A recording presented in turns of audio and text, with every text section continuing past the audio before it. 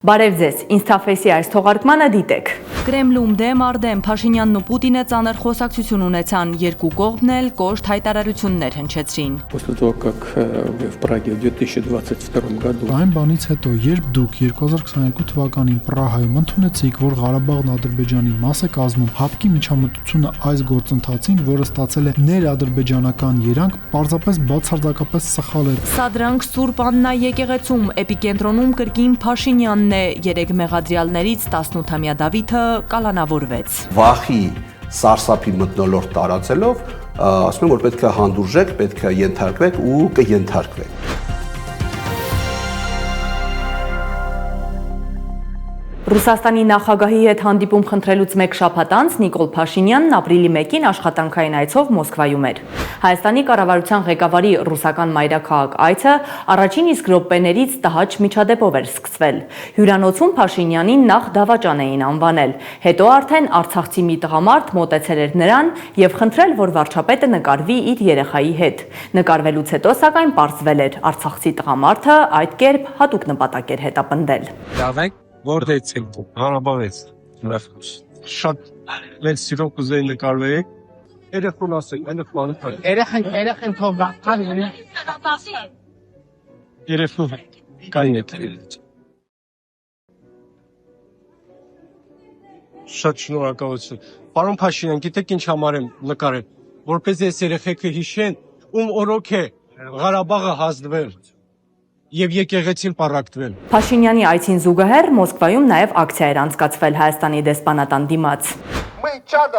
Մենք հայ եկեղեցու զավակներ ենք, մենք հավատավոր հոտ ենք եւ մեզ վիրավորված ենք զգում։ Մենք ցավում ենք տեղի ունեցածի համար, բայց մենք չենք կարողանում հաղթահարել մեր ցավը ներսում։ Դրա համար էլ եկել ենք այստեղ դիվանագիտական ներկայացուցչություն, իմանալով, որ Փաշինյանն այսօր Մոսկվայում է, որ փոխանցենք իրեն այս բառերը եւ մեր դիրքորոշումը։ Մինչ հայկական լրատվամիջոցներում տարածվում էին հայ համայնքի կողմից Փաշինյանին ոչ ջերմ ընդունելու կադրերը, զուգահեռ հրապարակվում էր նաև Նիկոլ Փաշինյանի եւ Վլադիմիր Պուտինի հանդիպման մեկնարկի լուսանկարները, որից կարճ ժամանակ անց հրապարակվեց հանդիպման տեսագրությունը, որից պարզ էր զրույցն այդքան էլ հարթ չէր անցել։ Փաշինյան-Պուտին ընդլայնված կազմով հանդիպմանը բավական կոշտ խոսակցություն էր եղել։ Զրույցն սկսել էր Վլադիմիր Պուտինը, որի ձեռքում գրառումներով թուղթ կար։ Սա արդեն իսկ նշանակում էր, որ լուրջ խոսակցություն է սպասվում։ Ռուսաստանի նախագահի բացման խոսքը շատ կարճ էր։ Նա ընդամենը ասել էր, որ ուրախ են Հայաստանի ժամանած հյուրերին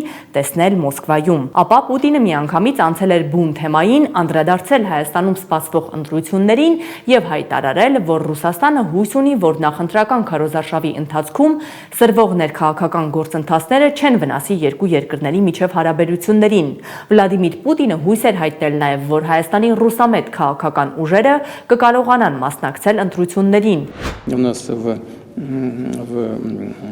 Армении очень много друзей. Մենք շատ ընկերներ ունենք Հայաստանում,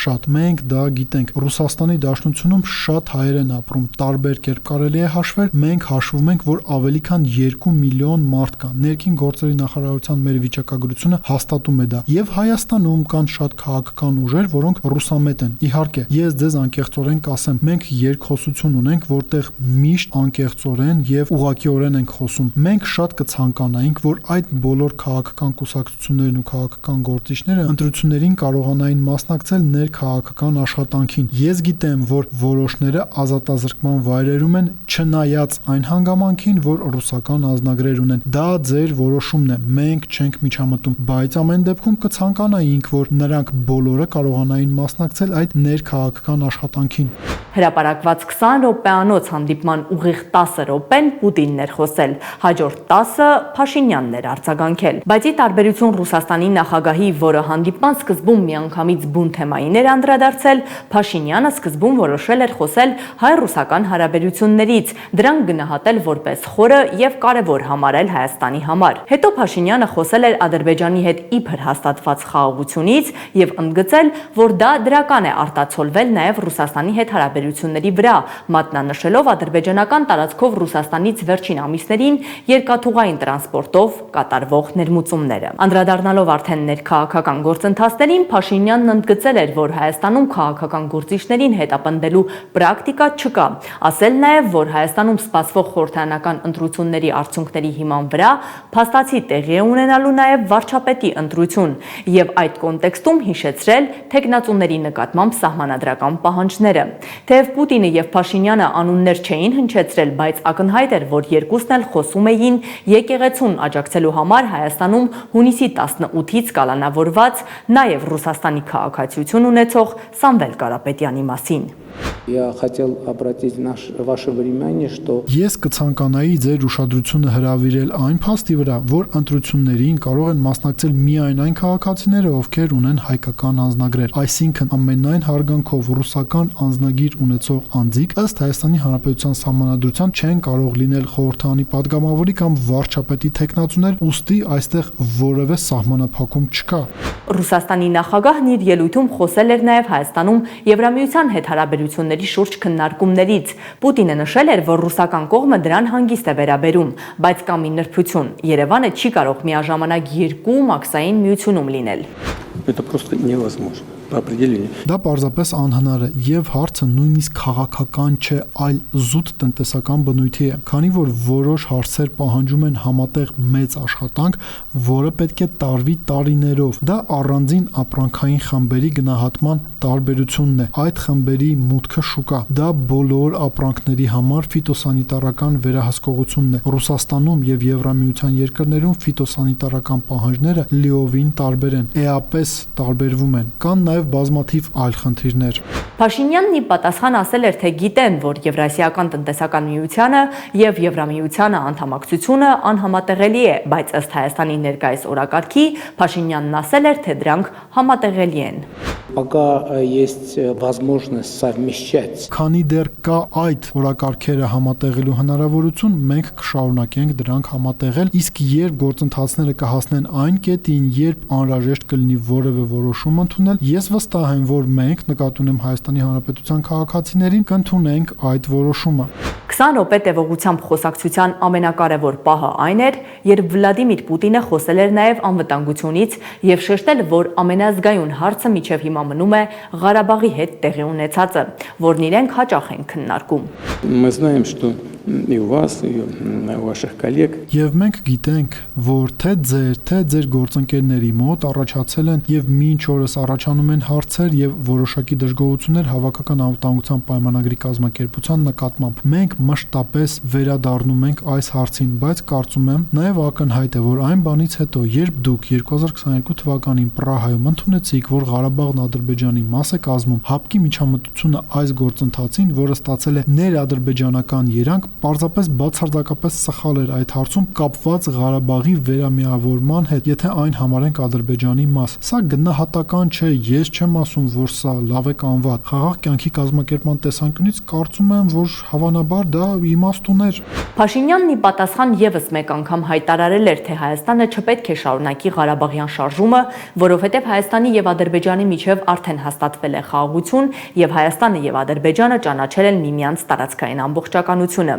Ապա Փաշինյանը, որը 2022 թվականի հոկտեմբերի 6-ին Պրահայում Եվրոպական հարթակում Արցախի հանրապետությունը ճանաչել էր Ադրբեջանի կազմում, բայց հետո Արցախն Ադրբեջանին հանձնելու մեջ մեղադրել Հայաստանի նախկին իշխանություններին, այս անգամ դրա մեջ մեղադրեց Ռուսաստանին։ Да, мы признали Карабах в составе Азербайджана. Այո, մենք ճանաչել ենք Ղարաբաղն Ադրբեջանի կազմում, սակայն դա արել ենք միայն այն բանից հետո, երբ Ռուսաստանի Դաշնության բարձրագույն ղեկավարությունը երկու անգամ հրապարակայնորեն այդ մասին հայտարարել է, եւ դուք հիշում եք, մենք այդ մասին բազմիցս խոսել ենք, եւ մեր խնդիրները ՀԱՊԿ-ի հետ նույնպես երբեք չենք թաքցրել, որովհետեւ 2022 թվականին ունեցել ենք կոնկրետ իրավիճակ, եւ իմ կարծիքով ՀԱՊԿ-ի մեխանիզմները պետք է գործարկվեին, բայց դրանք չգործարկվեցին, եւ դա իհարկե հանգեցրեց այն իրավիճակին, որ մենք ունենք ՀԱՊԿ-ի հետ հարաբերություններում։ Մենք այժմ չենք մասնակցում ՀԱՊԿ-ի աշխատանքներին պարզ պատճառով։ Մենք մինչ օրս ի վիճակի չենք բացատրել մեր ժողովրդին, մեր քաղաքացիներին, թե ինչու ՀԱՊԿ չարձագանքեց ի հեճուկս այն պարտավորությունների, որոնք գոյություն ունեն հավաքական անվտանգության պայմանագրի համաձայն։ Փաշինյան-Պուտին հանդիպմանն անդրադարձել էր Արցախի ժողովրդի հիմնարար իրավունքների պաշտպանության հարցերով հանձնախմբի համակարգող Վարդան Օսկանյանը եւ գրել, որ Պուտինն իր հաշվարկված հրապարակային խոսքում մի ուղերձ էր փոխանցել Փաշինյանին։ Անդրադառնալով Հայաստանի տնտեսական կապերին, անվտանգության խնդիրներին, հիշատակելով Լեռնային Ղարաբաղը, Փաշինյանի անիրատեսական ակնկալիքները Եվրամիության հետ հարաբերություններից եւ նույնիսկ ակնարկելով առաջիկա ընտրությունները, նա պարզապես երկկողմ հարաբերությունների եւ տարածաշրջանային խնդիրների ամփոփում չէր անում, նա հստակ հակադրություններ էր ձևակերպում այն բանի միջև, թե ինչ Հայաստանը ունեցել է, ինչ կորցրել եւ ինչ տակավին կարող է կորցնել։ Պուտինի նախաբանը ըստ էության վճիռ էր Փաշինյանի վերաբերյալ։ Եթե հանենք դիվանագիտական ձևակերպումները, ուղերձը պարզ էր։ Դուք կարծես չեք հասկանում, թե ինչ եք անում։ Դուք սխալ ուղու վրա եք եւ եթե շարունակեք այդպես, հայ ժողովրդին կհասցնեք անհամեմատ ավելի մեծ վնաս, քան արդեն հասցրել եք։ Սուր եւ կոշտ ձևակերպումներով Փաշինյան-Պուտին խոսակցության շուրջ սոցցանցերում քննարկումները չէին դադարում։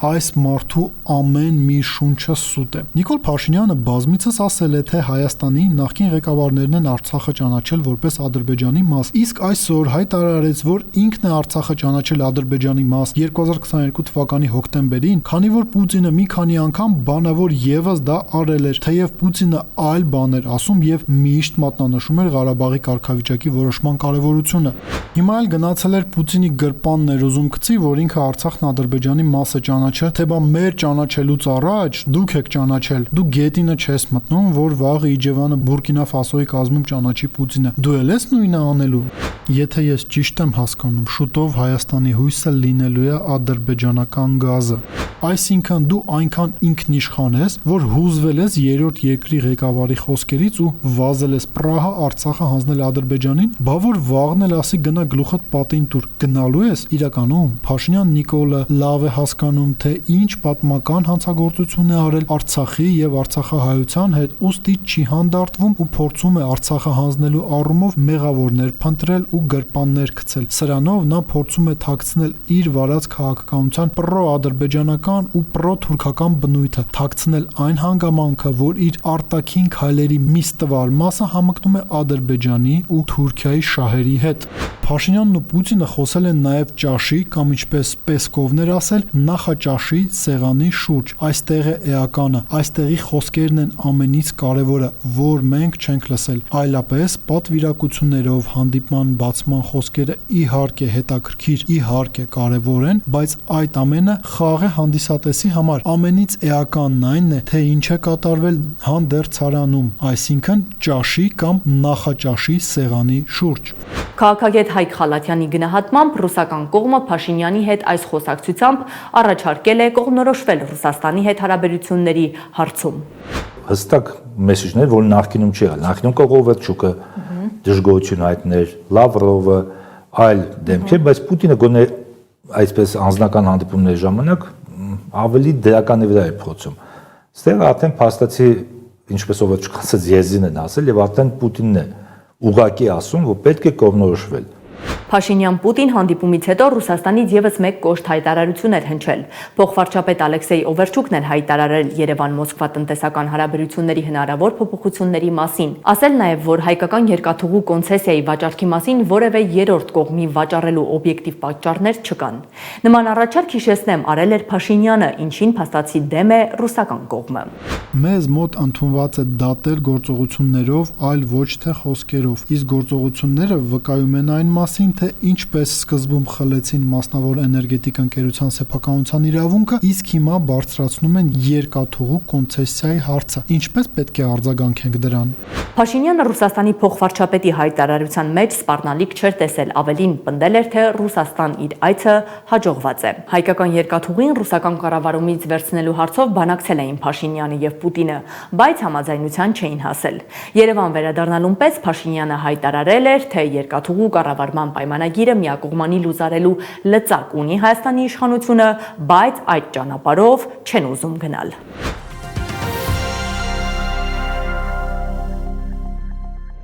Դատավոր Մնացական Մարտիրոսյանը, որը հայտնի է քաղաքական հնչեղություն ստացած գործերով իշխանահաճո որոշումներ կայացնելով, այս շաբաթ բավարարեց քննիչի միջնորդությունը եւ 2 ամսով կալանավորեց դպրոցական 18-ամյա Դավիթ Մինասյանին, որը Ծաղկազարդի տոնին Սուրբ Աննա եկեղեցում Փաշինյանի հետ միջադեպի մասնակից էր դարձել։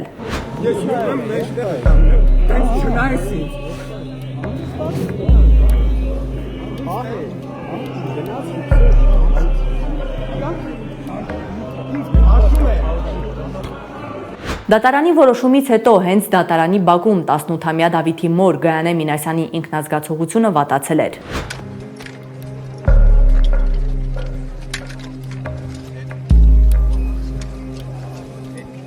Մինչ դատարանը կհրապարակեր որոշումը, Տիկին Գայանեն խոսել էր լրագրողների հետ։ Նա Կիրակի օրը եկեղեցում տեղի ունեցած միջադեպից հետո առաջին անգամ էր մեկնաբանություն տվել եւ հույս հայտնել, որ առողջական խնդիրներ ունեցող իր 18-ամյա տղային գոնե տնային կալանք կտան, որ ինքը հնարավորություն ունենա որդուն տանը խնամել։ Ես խնդրում եմ ուղղակի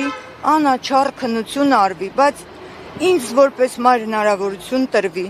Ես երեխուս տանը գոնե առողջությունը, կյանքը, ես չվտանգվի հանկարծ։ 18-ամյա տղային կալանավորելու դատարանի որոշումը հանրային դժգոհություն էր հարուցել։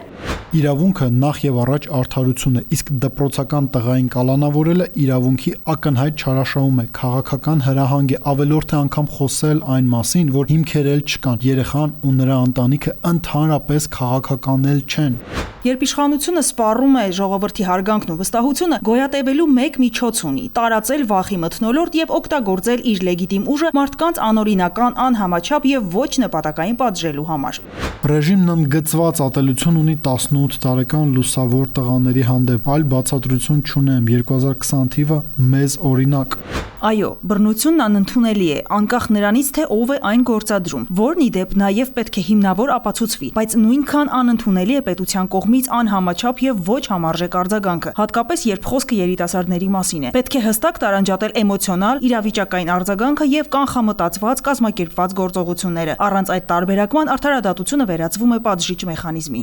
Մնացական Մարտիրոսյանի նման դատավոր ունեցող իշխանությունը չի կարող խոսել անկախ դատական համակարգ ունենալու մասին։ Հղի կնոջ վրա երթ անող, եկեղեցում երիտասարդին հարվածող, եկեղեցում մարդկանց բերանը փակող թիկնազոր ունեցողը չի կարող բռնության մշակույթի դեմ պայքարել։ Եկեղեցին աղոթքի, հավատքի եւ լռության տեղ է։ Այնտեղ մարդը գնում է իր ներսի ձայնը լսելու, բայց երբ լռությունն են քաղաքականացնում, արդեն ոչ մի սուրբ բան չի մնում։ 18-ամյա Դավիթ Մինասյանի պատմությունը դրա մասին է։ Երբ արժեքները խեղաթյուրված են, դպրոցականը կարող է հայտնվել կալանքի տակ պարզապես սխալ իրականության մեջ, ժողովրդավար Հայաստանում ապրելու համար։ Ազատություն Դավիթ Մինասյանին։ Կալանավորման միջնորդությունը դատարանի կողմից բավարարելուց հետո Դավիթին տեղափոխել էին Արմավիր քրեակատարողական հիմնարկ, բայց կալանավար չհասած նա գիտակցությունը կորցրել էր, նրան հիվանդանոց էին տեղափոխել, որոշ ժամանակ անց նորից քրեակատարողական հիմնարկ տարել։ 2 օր անց արդեն 18-ամյա երիտասարդին Արմավիր քրեակատարողական հիմնարկից տեղափոխել էին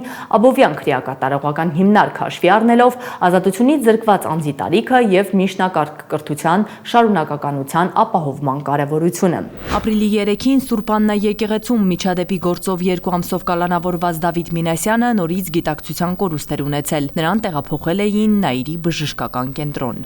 18-ամյա աշակերտի կալանավորման որոշումը իշխանության ներկայացուցիչների սրտով էր։ Նրանք դա չէին էլ թաքցնում։ Օրինակ Վեդիի համայնքապետ Գարիկ Սարգսյանը, որը հանրությանն առավել հայտնի է կոկորդիլոսագետ մականունով, Facebook-ում նման մի գրառում էր արել։ 18 տարեկան երեխան վերջին զանգը կնշի Արմավիր քրեակատարողական հիմնարկում։ Вот такая доля խուլիգանչիկա։ ՔՊԱ-ական պաշտոնյայի այս գրառումը կոշտ քննադատության էր արժանացել։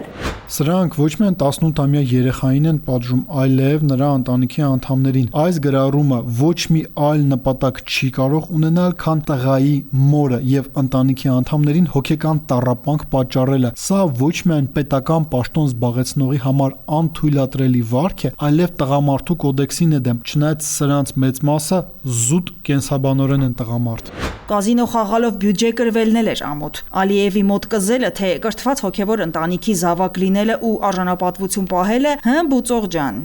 Անցյալ օրը ականջովս ընկավ մեծամասնության падգամավորներից մեկը խորհրդարանի ամբիոնից նախկիններին ջերմերանդորեն Շմայսից էլ էր հիշեցնում, եթե այս պատկերն իրականություն է, ապա սույն անձնավորության համեմատ Շմայսը պարզապես առաքինության տիպար է։ Սրան թող մեկը հարցնի, իր մտերիմ ընկերը, Արարատի բժշկական կենտրոնի տնօրենը, որ ամբողջ հիվանդանոցի բյուջեն կազինոյում էր խաղացել ու կրվել էր, դատվեց, թե ազատության մեջ է դիմավորում իր լուսաբացները։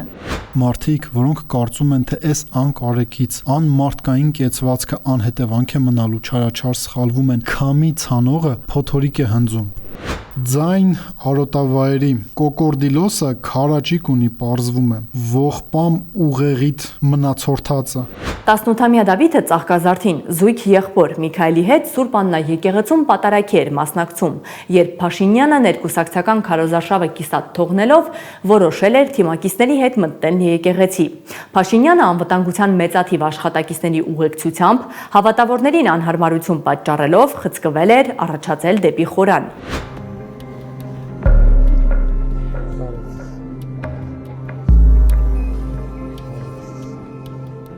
Ընդամենը 20 րոպե Փաշինյանը ներկա եղել պատարագին, որից հետո որոշել էր դուրս գալ եւ հենց այդ ժամանակ էլ միջադեպը տեղի էր ունեցել։ Փաշինյանի հրապարակած կադրերում երևում է, թե ինչպես են նրա անվտանգության աշխատակիցները բազմամարդ եկեղեցում ճանապարհ բացում, որ Փաշինյանը դուրս գա, ինչին զույգ եղբայրները, որ հենց նրանց կողքին էին գտնվում, արձագանքել էին այսպես եւ ներքաշվել այդ միջադեպի մեջ։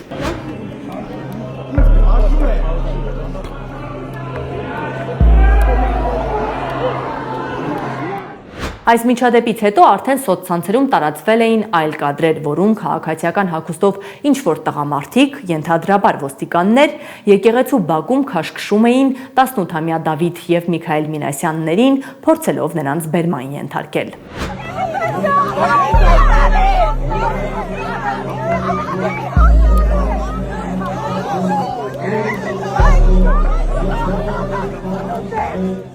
Դավիթին կալանավորելուց հետո նրա փաստաբան Լուսինե Մարտիրոսյանը նոր տեսանյութ էր հրապարակել, որում երևում էր, թե ինչպես է Փաշինյանի անվտանգության աշխատակիցը Սուրբ Աննա եկեղեցում հարվածում 18-ամյա Դավիթին։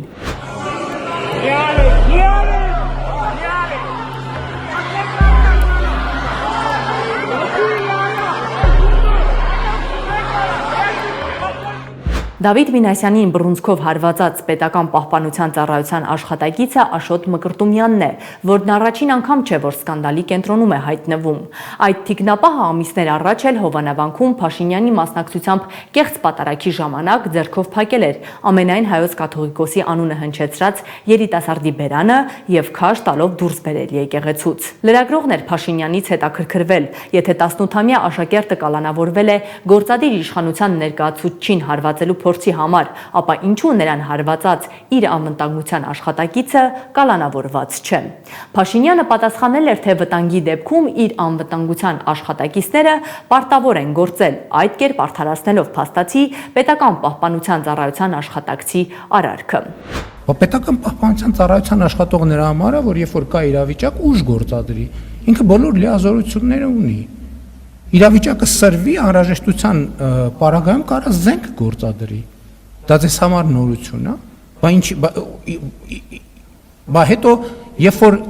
այդ աշխատանքը չանի, այդ պետական պահպանության ծառայողի աշխատողի դեմ է քրեական գործ հարուցվելու, ինքը կարա հայտնվի բանտում իր ծառայական պարտականությունները չկատարելու համար։ Ծաղկազարդի տոնին Սուրբ Աննա եկեղեցում տեղի ունեցած միջադեպի առթիվ քրեական գործ է հարուցվել երկու հոդվածով՝ խուլիգանության եւ պաշտոնատար անձի օրինական ծառայողական կամ քաղաքական գործունեությանը միջամտելու համար։ Այս գործով 3 մեղադրյալ կա՝ զույգ եղբայրներ Դավիթ եւ Միքայել Մինասյանները եւ հասարակական գործիչ Գևորգ Գևորգյանը, որը նույնպես այդ պահին եկեղեցում էր գտնվում, բայց ըստ եղած կադրերի նա որևէ մասնակցություն չէր ունեցել այդ միջադեպին։